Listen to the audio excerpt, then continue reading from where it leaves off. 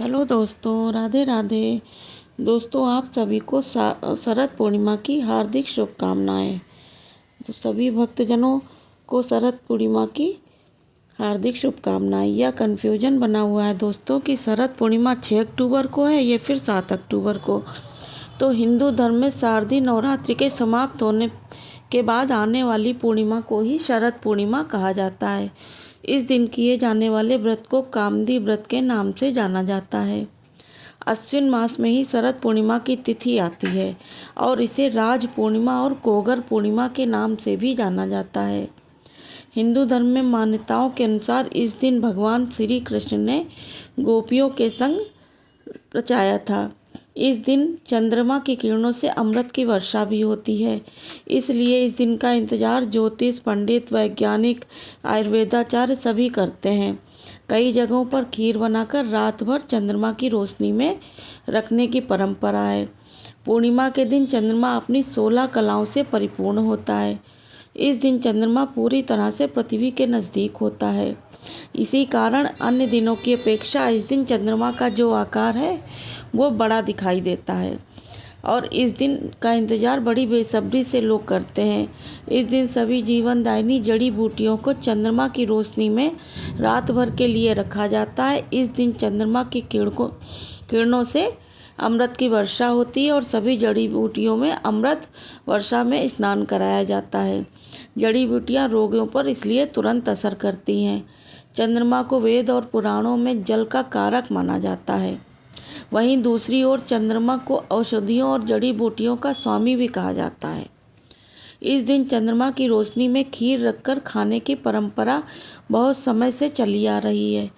ऐसी मान्यता है कि इस दिन खीर चंद्रमा की रोशनी में रखकर उसे खाली पेट खाने से शरीर के सभी रोग दूर हो जाते हैं। और धार्मिक मान्यता के अनुसार शरद पूर्णिमा के दिन ही माता लक्ष्मी जी का भी जन्म हुआ था।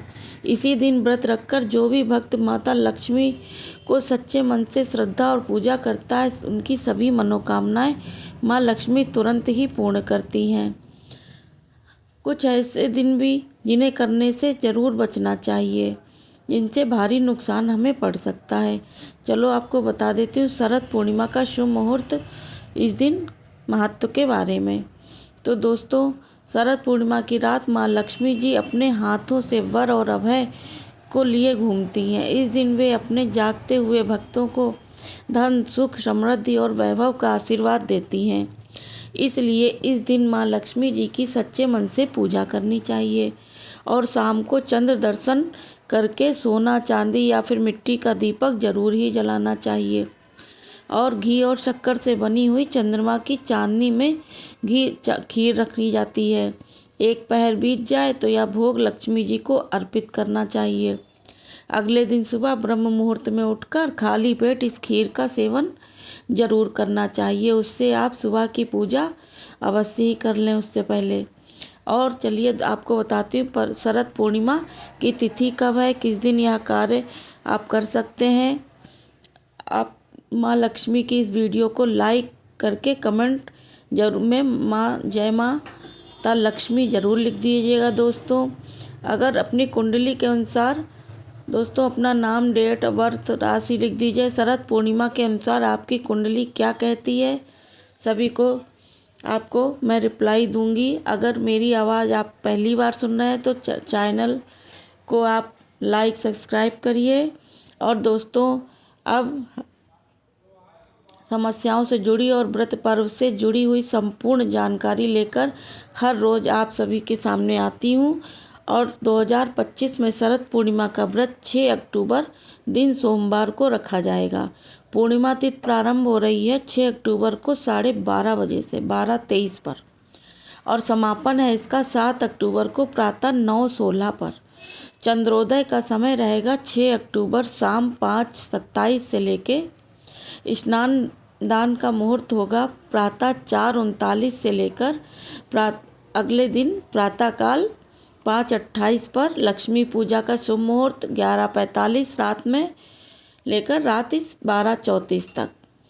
तो आप सभी को 6 अक्टूबर 2025 के दिन ही उपवास रखकर शाम के समय चंद्रोदय होने पर पूर्णिमा व्रत का पारण भी करेंगे। और आप चंद्रमा की रोशनी में खीर रखते हैं तो वह रात को आप चंद्रमा की रोशनी में खीर रखेंगे और अगले दिन उसका खीर का सेवन कर सकते हो, क्योंकि व्रत रखना है।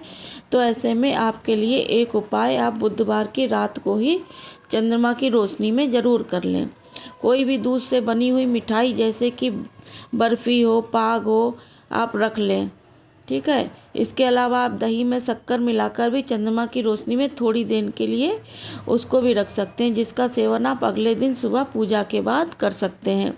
यदि किसी कारणवश आसमान में बादल आ जाएं, चंद्रमा ना दिखाई दे, तो ऐसे में भगवान शिव के मस्तक पर विराजमान चंद्र देवता की पूजा करके भी आप शरद पूर्णिमा का व्रत का पारण कर सकते हैं। इस दिन आपको भूल से भी लहसुन, प्याज व तामसिक चीज़ों का सेवन नहीं करना है।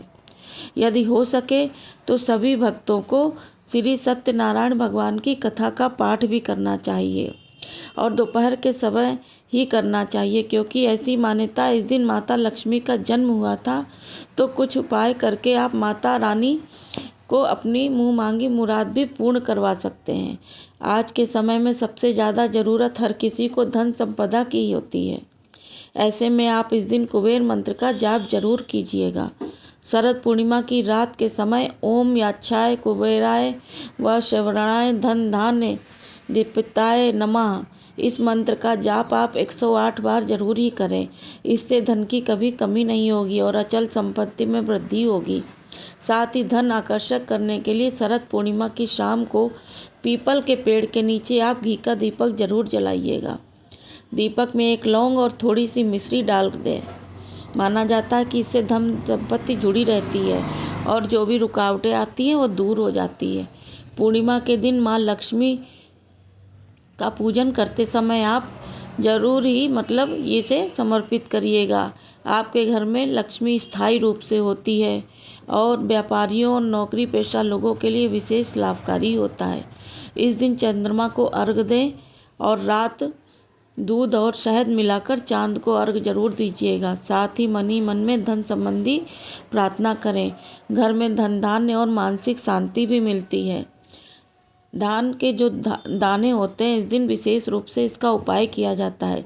शरद पूर्णिमा की रात में चांदी की डिब्बी में थोड़े से धान के दाने डालकर ले जाकर अपनी तिजोरी में आप रखें।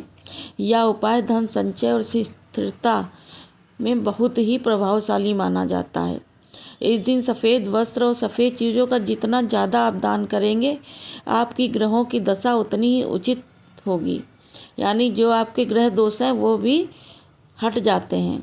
और इस दिन आपको गरीबों को सफ़ेद कपड़े, खीर, चावल या चीनी का दान अवश्य ही करना चाहिए।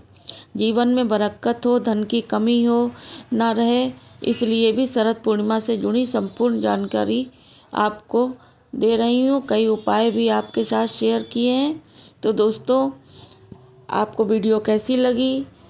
चैनल को सब्सक्राइब करिएगा, वीडियो को लाइक करिएगा। Okay, bye bye.